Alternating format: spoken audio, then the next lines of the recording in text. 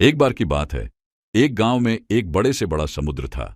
समुद्र के किनारे पर एक बड़ा सा पेड़ था जिसे सभी गांव वाले प्रेम से जीवन वृक्ष कहते थे। यहां तक कि गांव के बच्चे भी उसे अपना दोस्त मानते थे। एक दिन गांव में एक विवाद हो गया। दोनों पक्ष अपनी बात पर अड़ गए और समझौते का कोई संकेत नहीं दिया।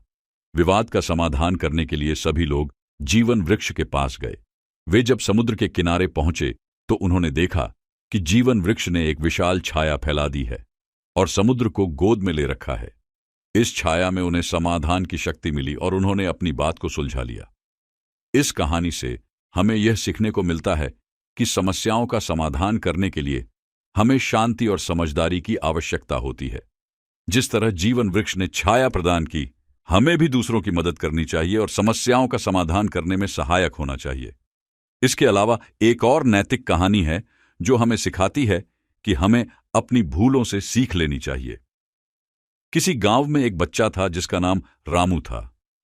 एक बार रामू ने अपने घर के पास एक बड़े से पेड़ पर खेलते हुए एक अंडे को देखा। उसने उसे ध्यान से देखा और फिर उसे नीचे गिरा दिया। जब अंडा गिरा तो उसमें से एक बच्चा खरगोश निकला। रामू ने खुशी से उसे घर ले आया और उसे अपने पालतू खरगोश के रूप में रख लिया। लेकिन वक्त बीतता गया और उस खरगोश ने उसके साथ कभी खुश नहीं रहा। उसे हमेशा अपनी प्राकृतिक आवाज के लिए तरसना पड़ता था।